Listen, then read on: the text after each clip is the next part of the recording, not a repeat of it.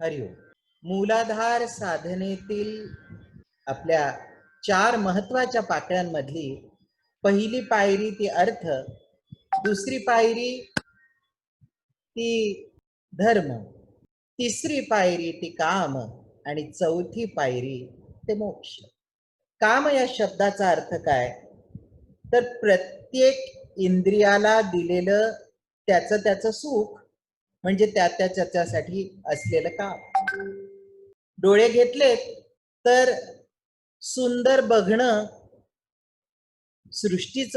सृष्टीपासून तर प्रत्येक गोष्टीचं सौंदर्य न्याहाळणं म्हणजे डोळ्यांसाठीचा काम.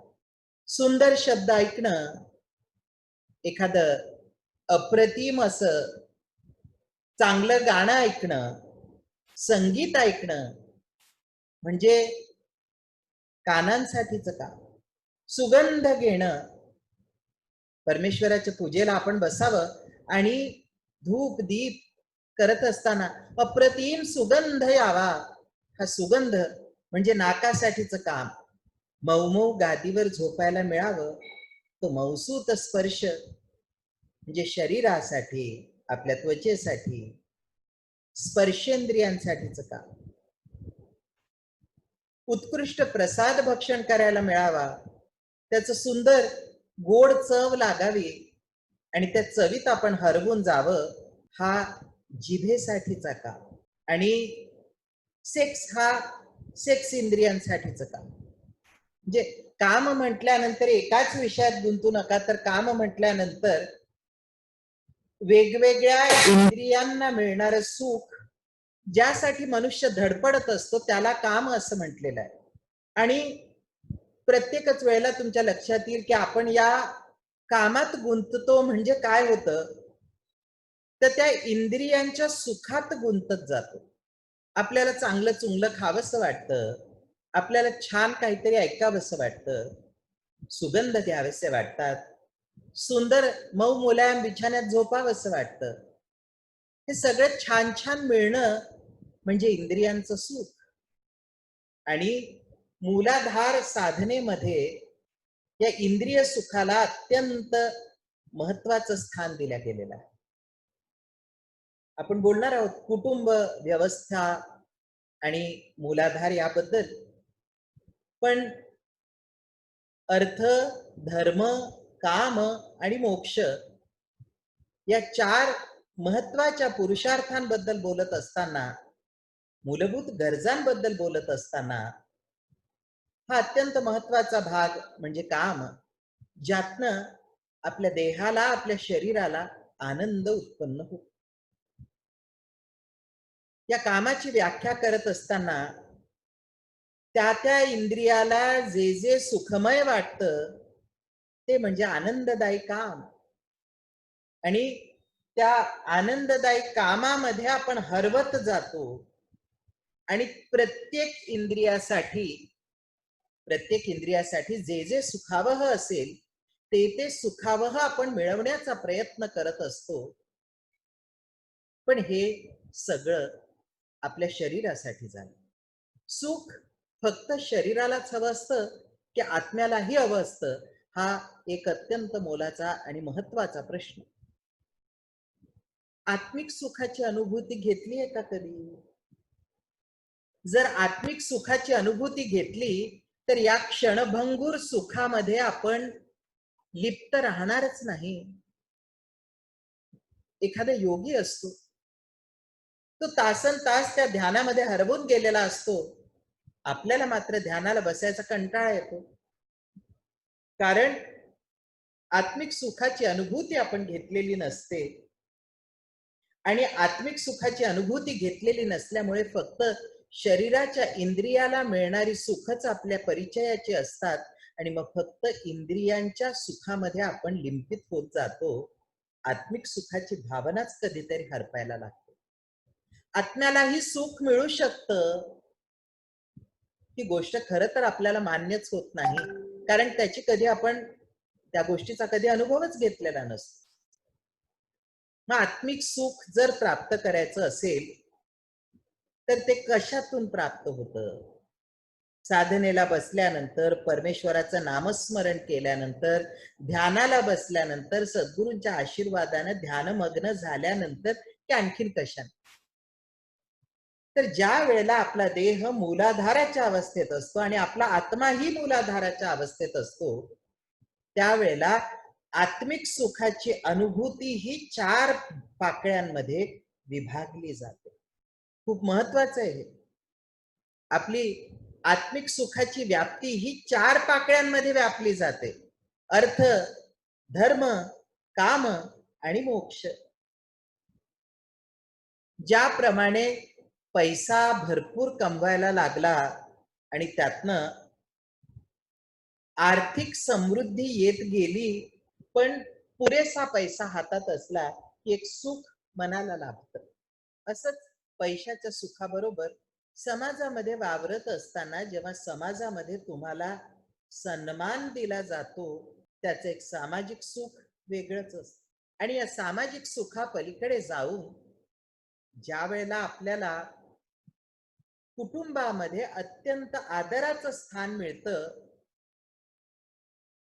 त्यावेळेला कौटुंबिक आनंद आपल्याला अनुभवायला मिळतो आणि या सगळ्यांच्या व्याप्तीतून एक आत्मिक समाधान आपल्याला निरंतर मिळत राहतं. एक आत्मिक समाधान आपल्याला निरंतर मिळत राहतं आणि हे आत्मिक समाधान एक आत्मिक स्वरूपाचं सुख आहे. तेवढंच नाही, पण या सगळ्या भागांमध्ये जेव्हा तुम्ही यश घेऊन येता, तेव्हा तुमच्या आत्म्याला एक परिपूर्णतेची जाणीव होत राहते आणि त्या परिपूर्णतेच्या जाणीवेतनं एक अलौकिक अशी सुखाची प्राप्ती तुमच्या देहाबरोबरच तुमच्या आत्म्यालाही होत राहते. म्हणून प्रत्येक टप्प्यावर यशस्वी होणं अत्यंत महत्वाचं आहे.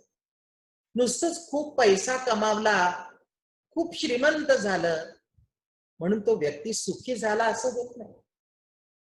पैसा कमवण्याच्या सुखाबरोबर समाजामध्ये आपलं आदरयुक्त, प्रेमयुक्त स्थान निर्माण करणं, त्याच वेळेला कौटुंबिक पातळीवर यशस्वी होणं, सुखी कुटुंब असणं आणि त्याचबरोबर अंतरंगातून आपल्या जीवनाबद्दल आपल्याला समाधान मिळणं, या 4 समाधानाच्या अवस्था म्हणजे आत्म्याचं काम आहे. ज्याप्रमाणे देहाला काम आहे, डोळ्यांना सुंदर बघणं, कानांना सुंदर ऐकणं, जिभेला सुंदर चव, स्पर्शेंद्रियांना मौसूद स्पर्श, मुलायम सुखद स्पर्श, तसं मनाचेही 4 इंद्रिय आहेत आणि मनाच्या इंद्रियांना जिथनं सुख मिळतं तिथं आर्थिक यश, सामाजिक यश, कौटुंबिक यश आणि या सगळ्यातून आपल्या मनाला मिळणारं समाधान आणि त्यातनं स्वतःच्या जीवनाबद्दल स्वतः संतुष्ट असणं म्हणजे आत्म्याचं सुख. आणि म्हणून प्रत्येक साधकानं स्वतःला एक प्रश्न विचारायला पाहिजे, मी सुखी आहे का? तर प्रत्येकाचं मन आक्रंदून म्हणेल नाही नाही नाही. का बरं सुखी नाही? परमेश्वरामुळं की तुमच्या स्वतःमुळे? परमेश्वर तुम्हाला आंतरिक प्रगती भरपूर करून देणार आहे, पण परमेश्वरानं तुमच्यासाठी पैसा कमवावा असं तुम्हाला वाटतं का? मी म्हणेन नाही. पैसा आपण कमवायचा आहे, आपल्या गरजेसाठी कमवायचा आहे. त्या परमेश्वराला काय प्रार्थना करायची? देवा खूप पैसा मिळू दे. शी शी शी शी. अरे पैसा काय, त्याच्या पलीकडचं खूप द्यायला गुरु महाराज बसलेले आहेत आणि आपण मागून मागून काय मागितलं तर पैसा. शी.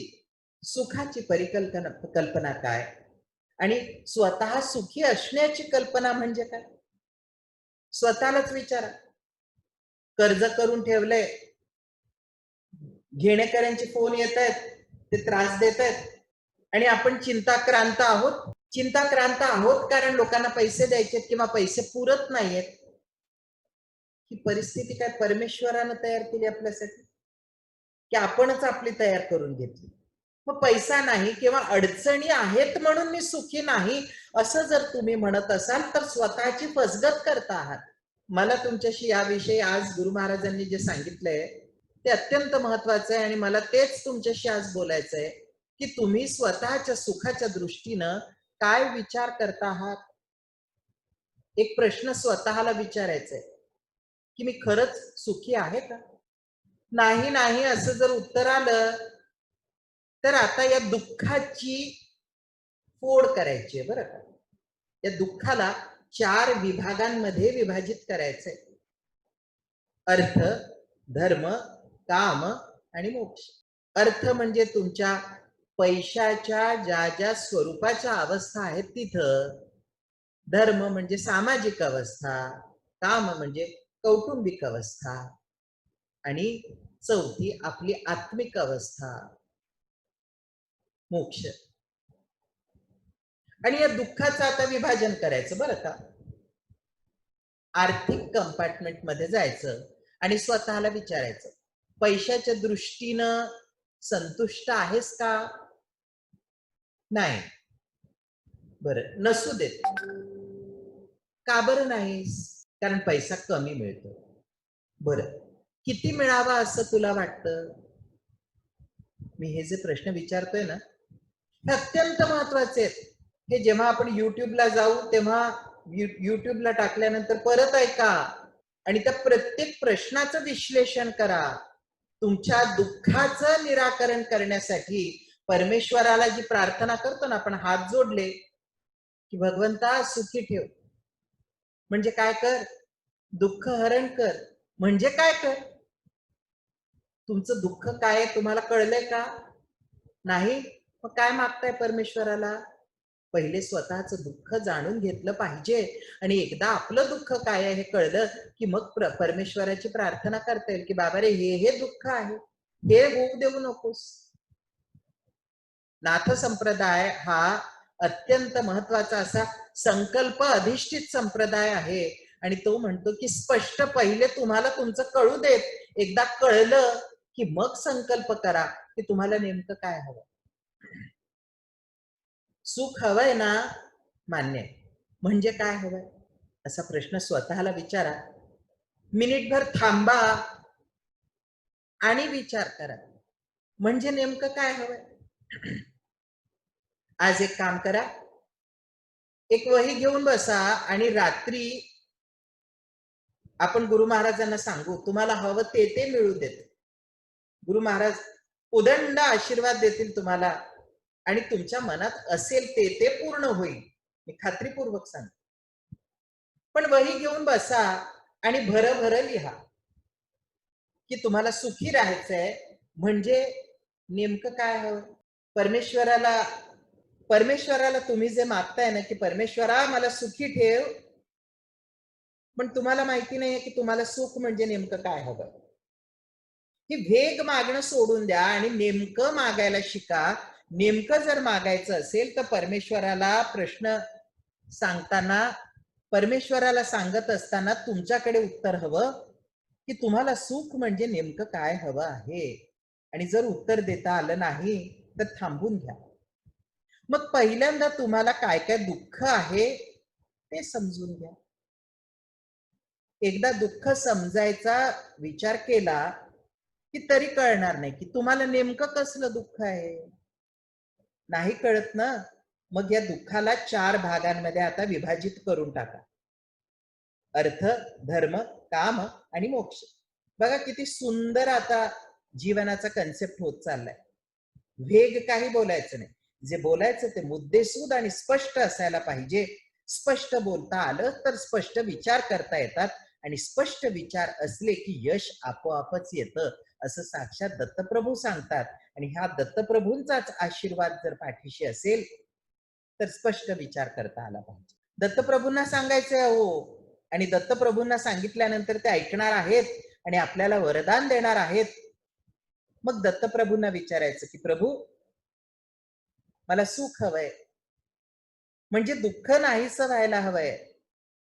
आणि मग पहिल्यांदा आर्थिक कंपार्टमेंट मध्ये जायचं आणि तिथे आपण सुखी आहोत की दुःखी आहोत हे शोधायचं. महाराज खूप कर्ज झालेलं आहे. मग दुःखी होण्यासारखं काय आहे त्याच्यात? फेडून टाकूयात की. गुरु महाराज पाठीशी असले तर कर्जा बिर्जासारख्या काय छोट्या छोट्या गोष्टी घेऊन बसलात? ताकदच एवढी देतील की ते कधीच्या कधी फेडून टाकता येईल. पैसा काय मोठा महत्वाचा? दत्तप्रभू सांगतात, गुरु महाराज सांगतात आपले, की अरे एखादी परिस्थिती जर तुमच्या हातात असेल, बदलून टाकता येत असेल, तर बावटसारखे काळजी काय करत बसलात? उठा, लागा कामाला, संपवा तो विषय, निघा काळजीतून बाहेर. आणि परत सांगतात, बाळ, अरे एखादी गोष्ट जर झेपतच नसेल, आपल्या हातातच नसेल, तर काळजी कशाला रे करतोस? दे सोडून आमच्यावर, विश्वास तर ठेव, कार्य करत राहा. कार्य सोडून देऊ नकोस, काम सोडून देऊ नकोस. एकदा आमच्यावर विश्वास ठेव, कर्म करत राहा, त्याला फळ देण्याचा आशीर्वाद आम्ही नक्कीच देऊ. हे सद्गुरु महाराज जिथे सांगत असतात तिथं भ्यायचं कशाला? आणि कसलं दुःख रे? ज्यानं सद्गुरु केला त्याला दुःख उरलंच नाही. कारण कशात रडत बसायचं आणि त्या रडगाण्यातून कसं बाहेर निघायचं हेच तर सद्गुरुनाथ महाराज शिकवतात आपल्याला. मग दुःख कशाला करायचं? आर्थिक कंपार्टमेंट मध्ये जा, जी जी दुःख आहेत आर्थिक कंपार्टमेंट मधली ती सगळी एका वहीमध्ये लिहून ठेवा. दुसऱ्या दिवशी स्वतःच वाचा. हे जे मी सांगतोय हे अत्यंत प्रामाणिकपणे करा. तुम्हाला असं लक्षात येईल की आपल्याला आपल्याच सुखाच्या कल्पना पण मांडता येत नाहीत, म्हणून आपण दुःखी आहोत. आणि आपली दुःख तर आपल्याला कळत नाहीत. एकदा दुःख मांडली की त्या दुःखांमधनं बाहेर कसं पडायचं, एकदा दुःख मांडली की त्या दुःखातून बाहेर कसं पडायचं याचा मार्ग पण आपल्याला सद्गुरू दाखवणार आहेत. पण आपली दुःख काय आहेत हे तर आपल्याला कळू देत. मग आर्थिक कंपार्टमेंट मध्ये जे जे प्रॉब्लेम्स आपले असतील ते सगळे प्रॉब्लेम्स एका वहीमध्ये नीटच लिहून काढायचे. आणि नंतर काय करायचं तर सामाजिक कंपार्टमेंट मध्ये जायचं. मग विचार करायचा की समाज माझ्याबद्दल काय म्हणतोय, काय बोलतोय, ते चांगलं आहे नाहीये? माऊली, समाज खूप नावं ठेवतोय. मग माऊली म्हणते, बाळ, जिथं समाज नावं ठेवतोय अशा गोष्टी करतोस कशाला? दे ना सोडून. कशासाठी समाज नावं ठेवतोय, कशावरनं लोक आपल्याला वाईट म्हणतायत ते पण मुद्दे लिहून काढायचे सामाजिक कंपार्टमेंट मध्ये. आणि मग स्वतःला प्रश्न विचारायचा, आणि मग स्वतःला प्रश्न विचारायचा की समाजामध्ये मी स्वतः सुखी अवस्थेत आहे की नाही? नाही? बरं, मग काय काय दुःख आहे बाळा? लिहून टाक. बघा, आपली आपली दुःख लिहिता आली की मनुष्याची सुखाच्या दिशेनं सहज वाटचाल सुरू होते. मग कौटुंबिक कंपार्टमेंट मध्ये या.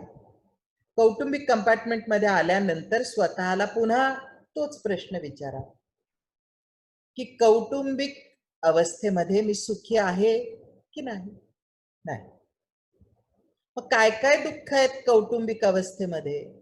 नवरा चांगला वागत नाही, दारुड्याचा आहे, भांडतो, झोडतो. मग ताई, हा नवरा बदलता येत नाही, पण त्याच्या वृत्तीत तुझ्या साधनेतनं तुला बदलता येऊ शकतात. नवरा भांडतो, मारतो, बायको पण कधी कधी, अशा असंख्य गोष्टी असतात, पण त्या सोडवता येऊ शकतात. एकदा कौटुंबिक कंपार्टमेंट मध्ये गेलात की आपल्या कुटुंबाविषयी ज्या ज्या व्यक्तीबद्दल जी जी नाराजी तुमच्या मनात आहे ती एकदा स्पष्ट लिहून काढा. आणि लिहिता लिहिता विचार करा की ही जी काय कौटुंबिक नाराजी तुमच्या मनामध्ये आहे ती खरंच योग्य वाटते आहे की अयोग्य आहे? लिहा तर खरी. काही गोष्टी लिहिता लिहिताच मनात मोकळ्या होतील. आणि काही गोष्टी लिहिल्यानंतर दुसऱ्या दिवशी जेव्हा तुम्ही तेच वाचायला जाल त्यावेळेला तुमच्या असं लक्षात येईल की अरे यार, या तर खूपच छोट्या गोष्टी आहेत, मीच सोडवून टाकू शकतो. दत्तप्रभूंची, माझ्या सद्गुरूंची इथे मला गरजच नाही. किती सोपं आहे बघा. कुटुंबाबद्दलच्या सगळ्या नाराजी, मनात असलेल्या वाईट भावना, हे सगळं लिहून टाकल्यानंतर मग परमेश्वरासमोर जाऊन बसा आणि स्वतःच निरीक्षण करा. स्वतःच निरीक्षण केल्यानंतर स्वतःलाच एक प्रश्न विचारा, बाबा तू सुखी आहेस का रे? नाहीस? का बरं? काय झालं? दुःख करण्यासारखं बाळ काय झालं? सद्गुरू माऊली विचार. मग त्रागा करायचा खूप, की माझं हे राहिलं, माझं ते राहिलं, मला हे जमत नाही, मला ते जमत नाही. बरोबर ना? जे जे जमत नाही, ज्याचा ज्याचा त्रास होतो, त्या गोष्टी लिहूनच टाकायच्या. मी मी सांगत नाही, सद्गुरू महाराज मला जे सांगतात ते मी तुम्हाला सांगतो. पण आपले गुरु महाराज जे सांगतात तसं जगात आजपर्यंत कुणीच एवढं प्रॅक्टिकल जगायला शिकवलेलं मी पाहिलेलं नाही. सद्गुरूंचा राजा म्हणजे माझा गुरु महाराज वासुदेवानंद सरस्वती स्वामी महाराज. अरे काय सुंदर सांगतात की अरे आपली दुःख लिहा आणि ती उगाळू नका. कारण आज मी तुम्हाला जे कुटुंबाबद्दल सांगतो आहे त्यात तुमच्या मनामध्ये कुटुंबाची व्याख्या काय आहे? माझं घर, माझे आई वडील, माझे बहीण भाऊ, माझी नवरा बायको जे काय असतील ते, मुलं बाळ. कुटुंब प्रमुख कोण? मी मी मी अरे असं काहीच नाही. हे घाणेरडे विचार सोडून द्यायचे आणि सद्गुरुनाथ महाराज जे सांगतात तो अलौकिक असा विचार मनामध्ये भरून ठेवायचा की माझा कुटुंब प्रमुख म्हणजे माझा आराध्य. माझा कुटुंब प्रमुख म्हणजे माझा आराध्य. मग श्रीकृष्ण असेल, भगवान राम असेल, दत्तप्रभू असतील, जगदंबा असेल, जे काय तुमचं आराध्य असेल ते तुमच्या कुटुंबाचं प्रमुख आहे. आपण म्हणतो ना की लहान मुलं असतात, घरात 2 मुलं, आई वडील आहेत. असं म्हणतात की बाबा घरचे प्रमुख, मग आई, मग मुलं. तसे कुटुंब म्हटलं की आत्म्याचे बाबा म्हणजे माझा आराध्य, आत्म्याची आई म्हणजे गुरुमाऊली. किती सुंदर कुटुंबाची व्याख्या आहे. गुरु महाराज सांगतात की अरे देहानं तुम्ही खूप मोठे होत जाता आणि मोठे झालात की मग आई वडिलांपेक्षाही आपण मोठे झालो असं वाटतं, आपण जास्त शहाणे झालो असं वाटतं आणि आई वडिलांचं शहाणपण आता पिढी गणित जुनं होत गेलं आणि आपणच जास्त शहाणे आहोत असं वाटायला लागतं. पण असं आराध्याच्या ठिकाणी आणि सद्गुरु माऊलीच्या ठिकाणी होत नाही, कारण आत्मा त्यांच्यापेक्षा मोठा होऊ शकत नाही. आत्मा त्यांच्यापेक्षा मोठा होऊ शकत नाही, म्हणून कधीही आराध्य आणि आपल्या गुरुमाऊलीपेक्षा आपण मोठे होत नाही. म्हणून आत्म्याचं कुटुंब कोणतं? तर आराध्य हे वडील, गुरुमाऊली म्हणजे आई आणि आपण खऱ्या अर्थानं चिरंजीव. चिरंजीव जो निरंतर आहे, ज्याला अंतच नाही, असं परमात्म्याचा लेख म्हणजे मी कोण आहे? तर माझ्या आराध्य आणि माझ्या सद्गुरूचा लेख. आणि कुटुंब माझं काय आहे? तर माझे आराध्य, माझे सद्गुरू आणि मी आत्मा. हे आत्मिक तत्वावरचं कुटुंब आणि माझी आई वडील, बहीण भाऊ, बायको, मुलं हे माझं देहाचं कुटुंब. मग देहाच्या कुटुंबाच्या व्याप्ती एवढ्याच आहेत का? नाही. कधी कधी असं होतं बघा की जगता जगता ज्या कुटुंबात आपण असतो त्या कुटुंबातले नातेवाईक दूरच राहून जातात आणि सगळे सोयरे मित्र असे काही जवळ येतात की ते आप्तांपेक्षा, इष्टांपेक्षा, अगदी नातलगांपेक्षा खूप जवळचे होऊन जातात. ही जी आंतरिक पकड तयार होते ती अनेक जन्माच्या प्रवासातनं कुठंतरी गुंफलेली असते. पण ती आत्मीयता, ते प्रेम, ते अटॅचमेंट कशातनं येतं? ते प्रेमातनं येत असतं.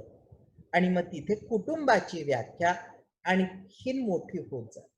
कुटुंब जेवढं जेवढं मोठं होत जातं तेवढा माणूस आणखीन सुखी होत जातो. म्हणून फक्त आई वडील, नवरा बायको, मुलं एवढंच कुटुंब मर्यादित राहायला नको, तर त्या कुटुंबात असंख्य लोक जोडल्या जायला गेले पाहिजेत. आणि कुटुंब कसं असावं? एवढं मोठं असावं आणि इतकं सुंदर असावं की त्या कीला फार महत्वाचं उत्तर आहे. बघा, प्रश्न असा आहे, तुम्ही तुमची दुःख मांडली, स्वतःच्या मताप्रमाणे सगळं काही मांडून झालं आणि विचार एकच केला की मला सुखी व्हायचंय, मला सुखी व्हायचंय, तर अर्थ, धर्म, काम, मोक्ष या चारही कंपार्टमेंट्स मध्ये मला स्वतःला सुखी व्हायचंय.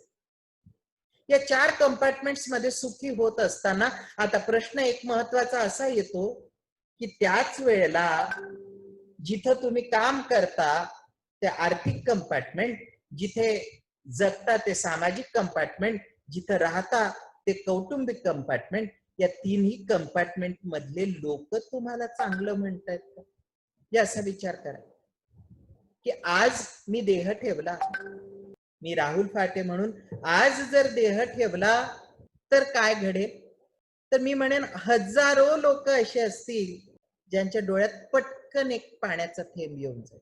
आणि काही लोक असे पण असतील, बरं झालं मेला. 4 लोक बरं झालं मेला म्हणणारे मिळाले की तुम्ही सगळं जीवन गमावलं. आपण मेल्यानंतर प्रत्येकाच्या, आपल्याला जाणणाऱ्या प्रत्येक व्यक्तीला हळहळ वाटली पाहिजे, प्रत्येकाच्या डोळ्यात एक थेंबभर पाणी आलं पाहिजे, अरे जीवन तुम्ही कमावून टाकलं. आणि ज्या व्यक्तीच्या जाण्यानंतर खरंच मनात विषाद वाटतो, हळहळ वाटते, दुःख वाटतं, त्या व्यक्तीनं त्याचं जीवन कमावलं असं सद्गुरू महाराज सांगतात. म्हणजे साधना एवढी सहज सोपी नाही की फक्त देवपूजा केली, ध्यानाला बसले. साधना करत असताना स्वतःच्या सुखदुःखांचा लेखाजोखा पण मांडावा लागतो. आणि तो मांडत असताना परमेश्वराला, आपल्या गुरुमाऊलीला हे सांगता आलं पाहिजे की मला नेमकी दुःख काय आहेत. Identification of the sorrows, worries, identification of tensions, ते आपण मोघम मोघम घेऊन चालतो, त्याला स्पेसिफिकली आयडेंटिफाय करत नाही आणि लिहून मांडून ठेवत नाही. आज हा व्यायाम नक्की करून बघा. हे सगळं ऐकल्यानंतर रात्री झोपण्याच्या आधी, अर्धा तास आधी वही निश्चित घेऊन बसा आणि त्या वहीच्या पानाचे 4 भाग करा. अर्थ, धर्म, काम, मोक्ष. प्रोफेशनल कंपार्टमेंट, सामाजिक कंपार्टमेंट, कौटुंबिक कंपार्टमेंट आणि आत्मिक कंपार्टमेंट असे 4 भाग करा. आणि ते 4 भाग केल्यानंतर प्रत्येक भागातलं आपलं दुःख काय आहे ते मांडा. दुःख मांडून झालं की परत दुसरं पान घ्या, पुन्हा त्याचे 4 भाग करा. आणि नेमकं तुम्हाला सुख हवं म्हणजे काय हवं ते लिहून काढा. जर या दोन्ही गोष्टी अगदी सहज लिहिता येत असतील, त्यात कुठलं कन्फ्युजनच नसेल, तर तुम्ही खरंच सुखी आहात. मुलाधारातून खरंच बाहेर निघण्याची तुमची अवस्था आलेली आहे. पण हे सगळं स्पष्टपणे लिहिता येत नसेल, याचा अर्थ स्वतःच्याच जीवनाबद्दल कन्फ्युजन्स आहेत. आणि जोपर्यंत स्वतःच्या जीवनाबद्दल कन्फ्युजन्स घेऊन तुम्ही परमेश्वरापर्यंत जाता, तेव्हा तुम्हाला नेमकं काय म्हणायचंय हेच तुम्हाला त्या परमेश्वराला, परमात्म्याला सांगताच येत नाही. विचार करा आणि खरंच असं करून बघा. केल्यानंतर तुमचं जे काय घडत असेल, म्हणजे तुमचे पर्सनल प्रॉब्लेम्स मला सांगू नका, पण जे काय घडतंय त्याचा एक गोषवारा मला व्हॉट्सअपवर स्वतंत्र टाका, ग्रुपवर टाकू नका. एवढं तरी नक्कीच टाका की तुम्हाला तुमची दुःख आणि तुम्हाला तुमची सुख आयडेंटिफाय करता आलीत का? आणि तुम्हाला सुख हवंय म्हणजे नेमकं काय हवंय हे कळलंय का? जर कळलं असेल तर तुमच्या साधनेचा मार्ग वेगळा आहे, आणि जर कळलं नसेल तर तुमच्या साधनेचा मार्ग आणखीनच वेगळा आहे. ही गोष्ट विसरून चालणार नाही. हे बघा, साधना म्हणजे कुठेतरी सेल्फ अनालिसिस पण आहे. स्वतःचं कर्तृत्व, स्वतःचं वागणं, हे जे काय लिहिलं तिथं आता एक महत्वाची गोष्ट लक्षात ठेवा, की आपल्या आराध्यापासून आणि आपल्या आराध्यापासून आणि आपल्या सद्गुरू माऊलीपासनं आपल्याला काहीही लपवायचं नाही. एक वेळ नवरा बायको मुलं आई वडील यांच्यापासून काहीतरी लपवून ठेवलेलं चालेल, पण आपलं आराध्य अंतर्मन आणि सद्गुरू यांच्यापासून काहीही लपवायचं नाही.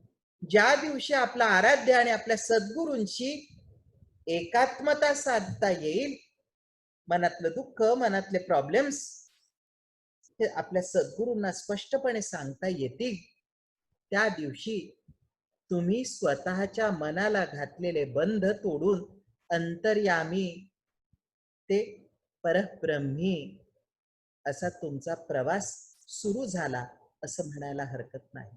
आणि म्हणून स्वतःची सुख आणि स्वतःची दुःख हे आपल्याला मांडता आली पाहिजेत.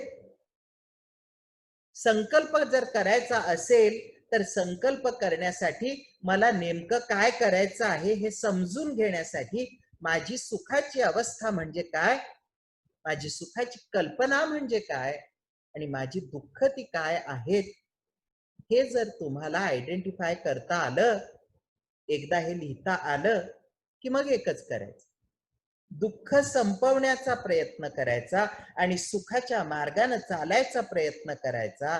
पाठीशी गुरु महाराज असंख्य आशीर्वाद देऊन उभेच आहेत. तुम्ही फक्त मम म्हणायचं आणि गुरु महाराज तुमच्या डोक्यावर आशीर्वादाचे हात ठेवून उभेच आहेत, याबद्दल काहीही शंका मनात असू देऊ नका. फक्त आज मी सांगितलेलं मात्र निश्चित करा. आपली सुख आणि आपली दुःख याचे 4 विभाग करून ते लिहिण्याचा मात्र प्रयत्न करा. म्हणजे तुम्हाला कळेल या ऐहिक विश्वामध्ये, या भवसागरामध्ये, त्या भवसागराचे 4 भाग आहेत.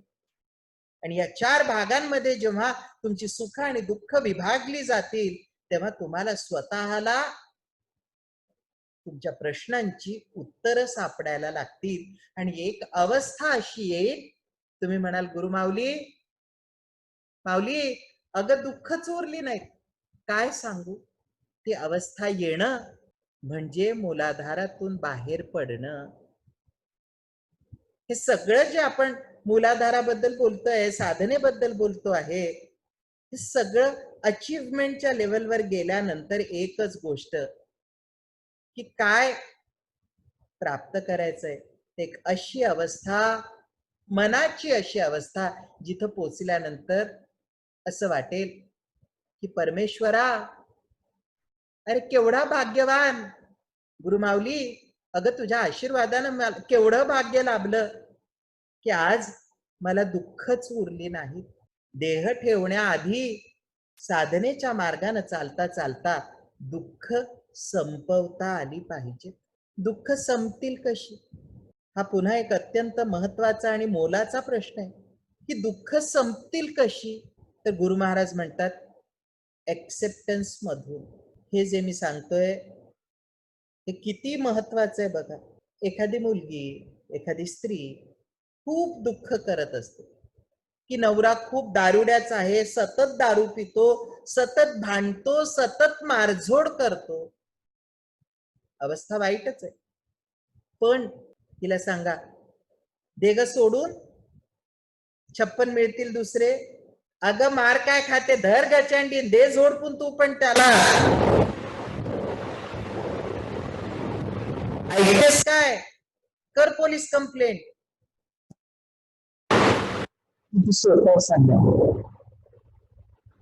जिला भोगा तिला कळतं की या संस्कृतीमध्ये जगत असताना त्या नवऱ्यावर प्रेम पण एवढं केलेलं असतं की तो चिडला, रागावला, भांडला तरी काही वेळानंतर त्याचा राग शांत झाला की तोही खूप प्रेम करतो, आपणही खूप प्रेम करतो. दे सोडून असं गुरुमाऊली नाही सांगत. ती म्हणते, बाळ अगं हे दुःख जर कमी करायचं असेल तर सगळ्यात पहिल्यांदा हे एक्सेप्ट करायला शिक की माझा नवरा असाच आहे. तो दारू पितोच, चिडतोच, ओरडतोच, मारझोड करतोच. त्यानं मारझोड करणं योग्य कधीच नाही. पण एकदा ती गोष्ट मनाने एक्सेप्ट केली की त्याचा त्रास होणं कमी होतं आणि त्यातनं मार्ग शोधण्यासाठी मन पुढे जायला लागतं. हे सद्गुरु माऊलीचे विचार आहे.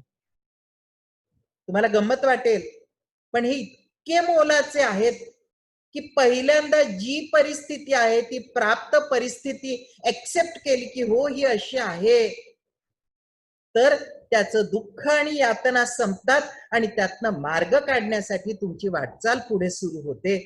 हे जे सांगते ती गुरुमाऊली.